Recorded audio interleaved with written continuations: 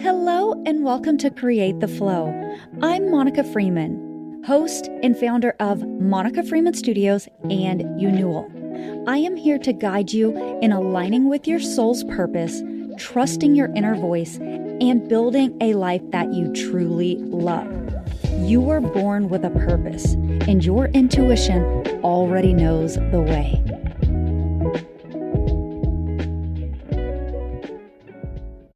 Hello, my love. Welcome to the show.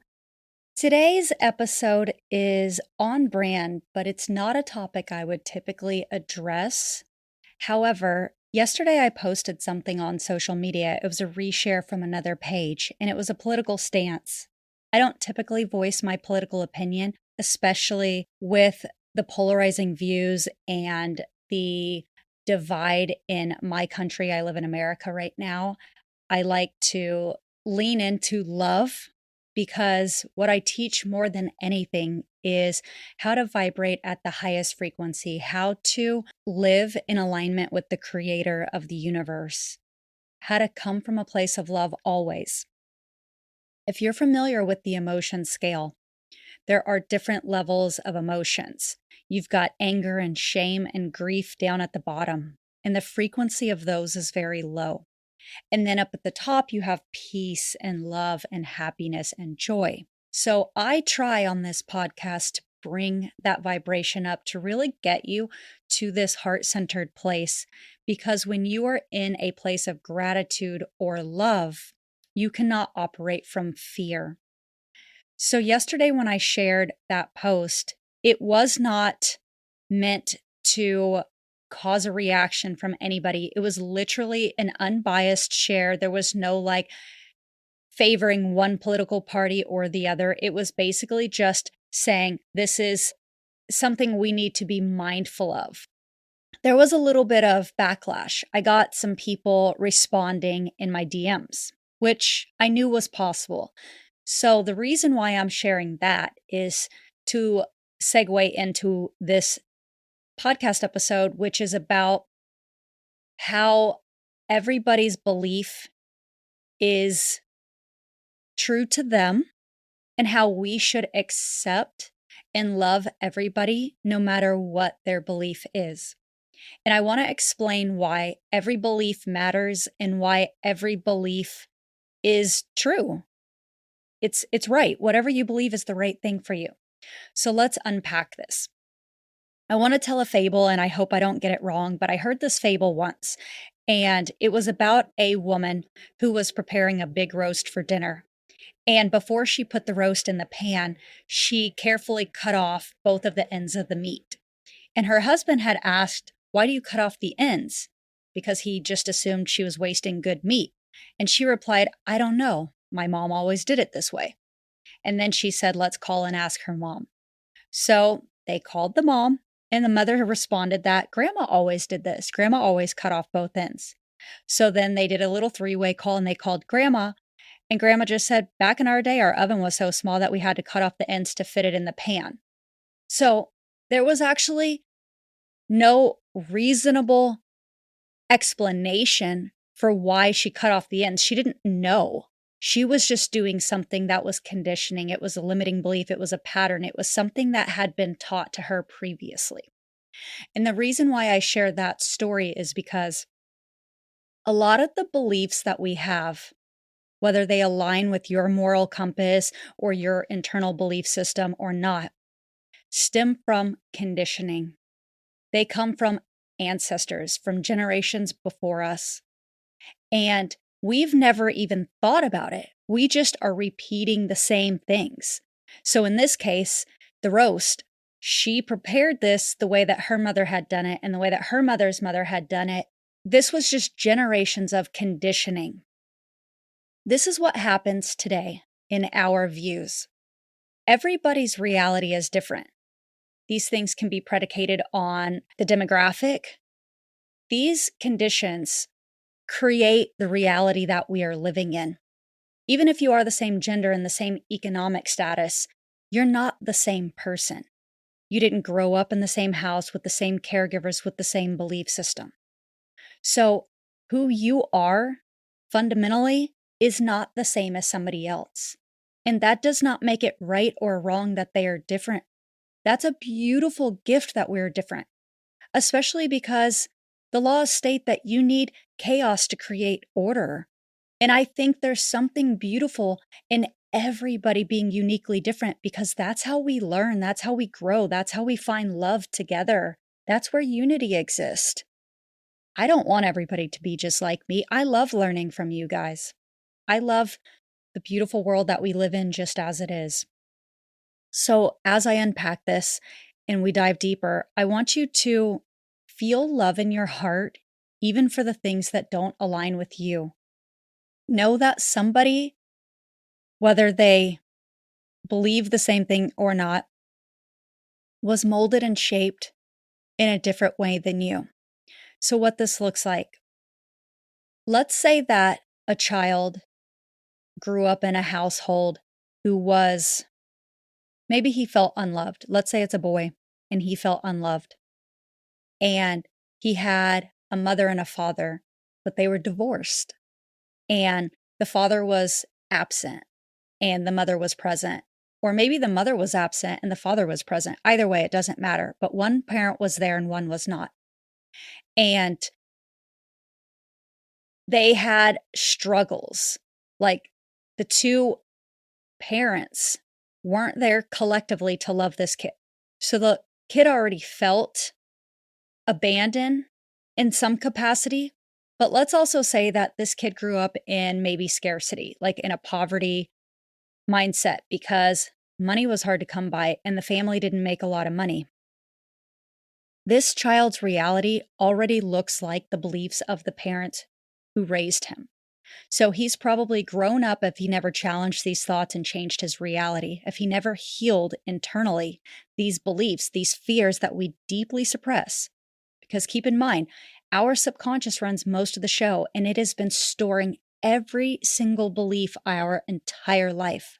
So every single thought we have ever had, it's subconsciously stored that. And that's what's making our decisions for us. So if this child is now a man, and let's say he's 35, and he's making decisions, his decisions are probably based on his reality, which if he's never challenged these beliefs and he's never healed his wounds, he's probably repeating the same patterns of his mother and his father. So he's probably living in that abandonment. He probably has a hard time with healthy relationships. He probably constantly feels the need to be loved. He also probably feels a little shame around the fact that he feels unlovable because he's made that mean something about him. And then economically, he maybe is somebody who has a lot of various different jobs or can't hold a job, or maybe does hold a job, but he doesn't make a lot of money. So he's just getting by paycheck to paycheck.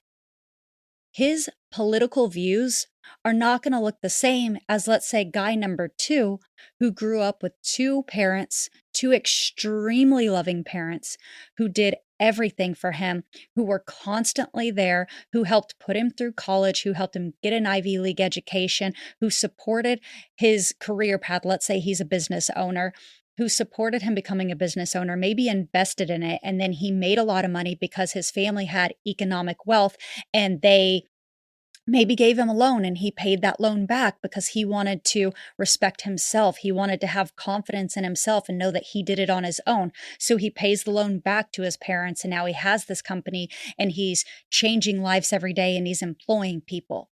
His reality looks a little different, and possibly his political views look different because his reality is different. And let's say there's guy number 3.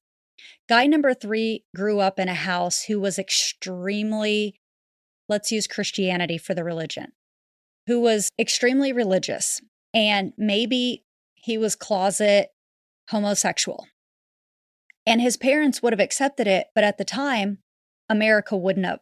So he's lived in a closet his whole life. And finally, at 35, he's decided he lives in a city, in a country where it's acceptable to be who you are. So he finally comes out and he's finally strong enough to be who he wants to be. He has worked on these limiting beliefs. He's actually taken the initiative to heal internally and work through whatever was a challenging time in his life leading up to this.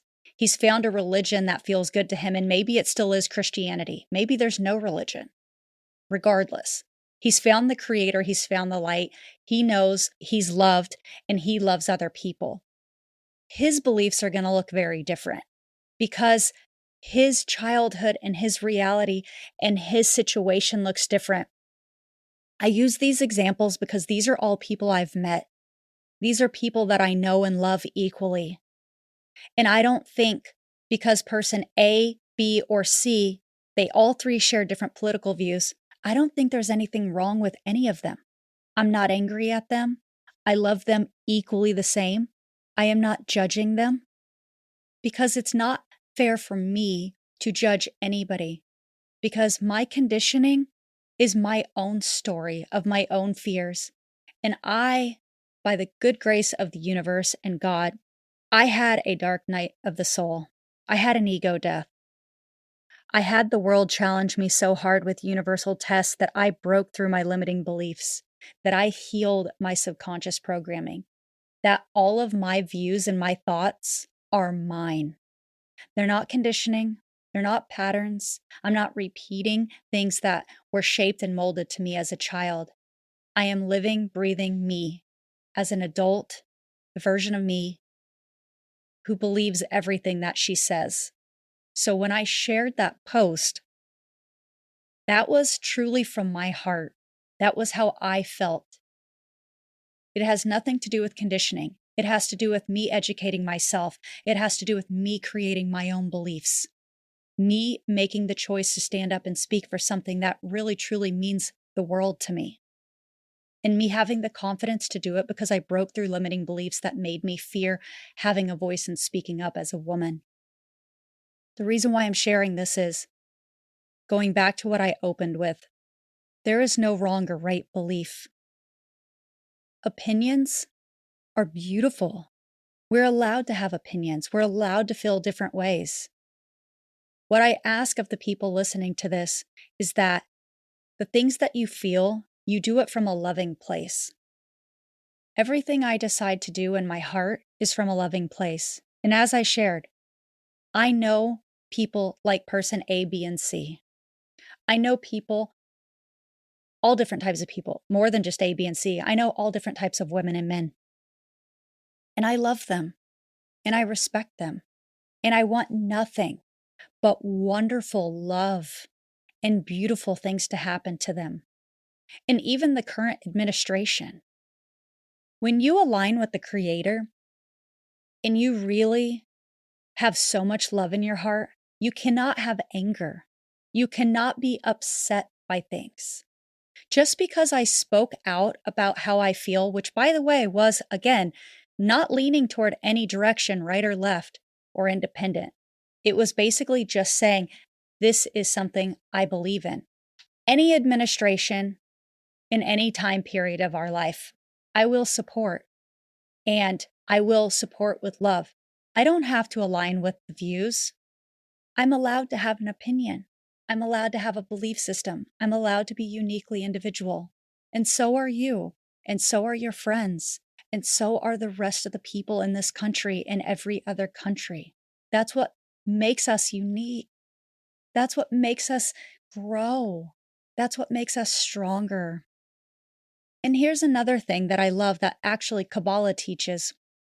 When things show up in your space, so in the space that you hold in this universe, when things show up and they make you feel like you have to compare, compete, get angry, when they cause a reaction that doesn't feel good to you, that is a gift. That's a beautiful gift because it's mirroring internally what you need to work on, something that's still unhealed inside of you. And we all came into this planet, into this universe, perfect as we were. And it's all the conditioning that has made us the person that we are today. And it's up to us to go internally and to correct those soul wounds, to heal, to become the one, to become the unity, to step into love. So I'll leave you with this. Please know that When you're operating from love and you love everybody equally, you are operating from the highest frequency, a place that is matched with the Creator. And that is where we find peace. And that is where we find harmony. And that is where we find this beautiful dance with the universe that just flows and it's effortless and things just feel abundant and magnetic and beautiful. So no matter what your belief, look at your neighbor and say to them, you don't have to say it out loud. You can say it internally. You could just speak it to the universe. I love them. I love them. I love them for their thoughts. I love them for having a thought. I love them for being uniquely them. Say that to every single person. Every single time something triggers you, it angers you, it makes you feel a way that you don't like. Look at it as a gift reflecting something you need to work on. And then I want you to say, thank you. Thank you for this gift, and I love you. With that being said, I love you so much, and I just want you to know that you're a beautiful, beautiful gift. And not the kind of gift that teaches me something I need to learn by, which is obviously something I welcome, but genuinely, you are a gift to this universe, to this beautiful, beautiful, beautiful community I have built here at Create the Flow. And I thank you for tuning into this. And I love you so much. And I wish you nothing but wonderful, wonderful things. I'll see you on the next one. Thank you so much for tuning in to today's episode. If you'd like more information, you can follow along on Instagram at Create the Flow Podcast or find me personally at Monica Freeman. And if you enjoyed this episode, please be sure to leave a review and share it with a friend.